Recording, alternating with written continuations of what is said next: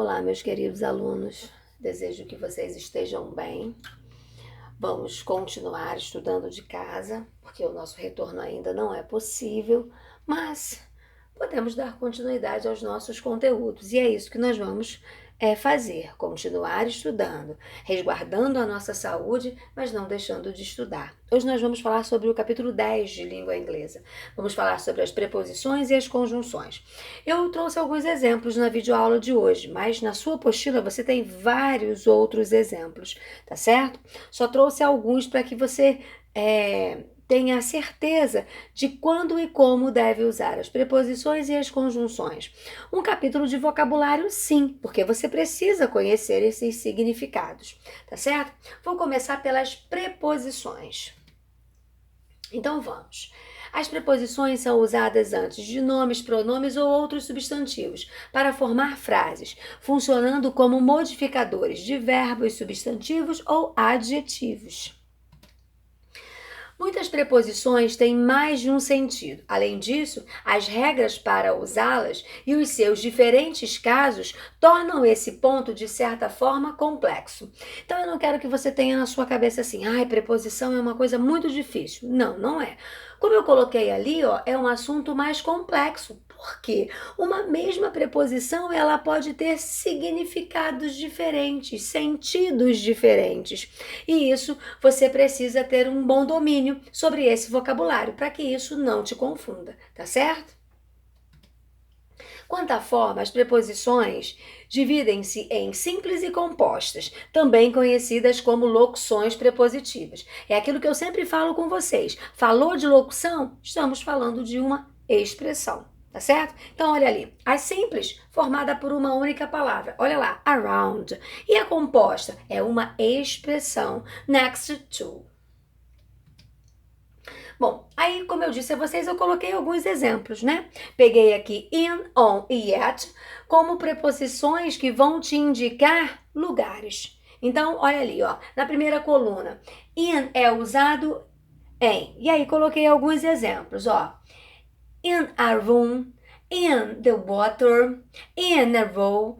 On é usado em on the wall, on the table, on a road, at, olha lá, at the window, at the top, at the end of the line. É só um pequeno exemplo das situações que você pode usar só essas três preposições. E eu ainda vou te mostrar que elas podem ser usadas com uma outra possibilidade. Lembra quando lá no começo do vídeo eu disse que algumas preposições vão assumir sentidos, significados diferentes? Eu trouxe esses exemplos para vocês. Vou continuar falando sobre as mesmas preposições, in, on e yet. Só que agora elas vão dar a ideia de tempo. Em que situações elas serão usadas? Olha lá, tempo.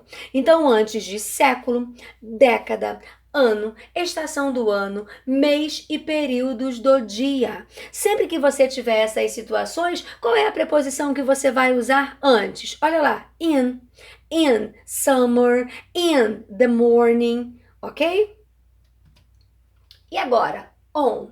Você vai usar antes de dia do mês, dia da semana, data específica. Fique atento, porque para ser uma data específica, ela vai aparecer com day. Olha lá, on Christmas Day. Porque se você tiver só Christmas, não é essa a preposição. Daqui a pouco você vai ver. Período mais específico de um dia. Quando eu determino se é de manhã, se é de tarde, se é à noite, tá certo? Olha ali, coloquei on Tuesday evening. De férias. Então, eu só sinalizei ali o que vai indicar. Sempre que você tiver essas indicações, você vai usar on.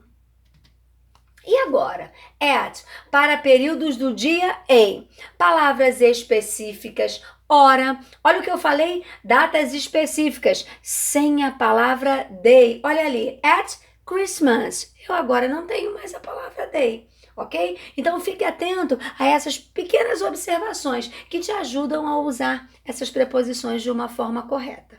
Ok? Com as palavras beginning, start, end e moment. Bom, falamos um pouquinho sobre as preposições, agora nós vamos falar um pouquinho sobre as conjunções. Você também vai passar por vocabulário, né? Você precisa conhecer esses significados. Vou te dar só algumas como exemplo, mas na sua apostila você tem ali mais um outro vocabulário para que você consiga ampliar a ideia e os significados dessas conjunções. Olha lá, ligam orações entre si. Nosso objetivo é conhecer essas palavras de ligação, pois elas nos ajudam a entender melhor as ideias em um texto. Olha que legal. Quando eu digo para vocês da análise textual, é isso. Essas conjunções, elas terão esse objetivo, essa ideia de ligação que te ajuda a entender as ideias que aparecem dentro de um texto. Portanto, facilita a sua interpretação. Bom, coloquei alguns exemplos aqui, né? Eu posso ter uma que dê a ideia de adição, coloquei alguns exemplos para vocês. Pode ter a ideia de adversidade, pode ter a ideia de contraste, concessão.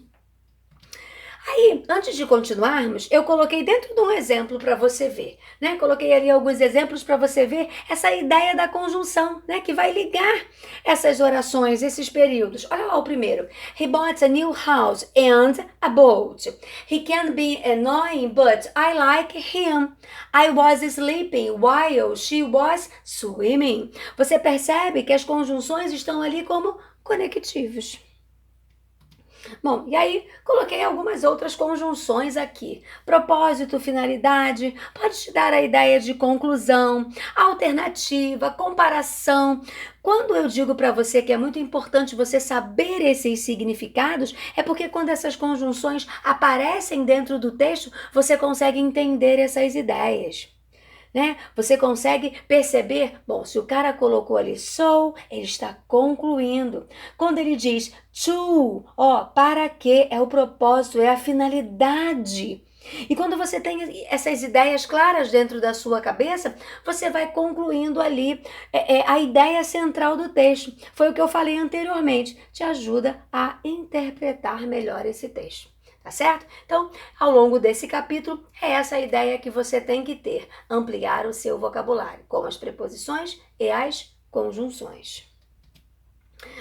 E continuamos aqui. Posso te dar a ideia de condição, pode ser a ideia de causa, pode ser a ideia de explicação, pode ser a ideia de tempo.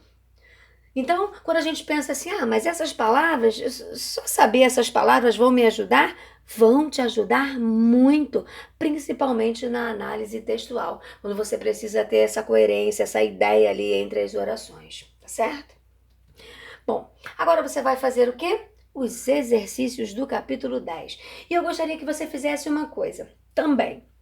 Além das atividades que estão na sua apostila, eu quero que as atividades com os textos, eu quero que você identifique as preposições. Vá aos textos, destaque essas preposições, veja se você consegue entender a ideia que está sendo dada dentro do texto. É uma comparação? É uma finalidade? Está dando a ideia de tempo? Veja se você consegue fazer essa associação dentro de um texto, né? Porque aí é dentro de uma situação maior do que simplesmente frases, ok? Se tiver dúvida, é só chamar, você já sabe, tá certo? Pelo WhatsApp, plataforma, nosso plantão de dúvidas, o que for melhor para você. O importante é que você exercite e aprenda esse novo vocabulário que vai aparecer aí, tá certo? Bom, tenham uma excelente semana. Fiquem com Deus. Um grande beijo.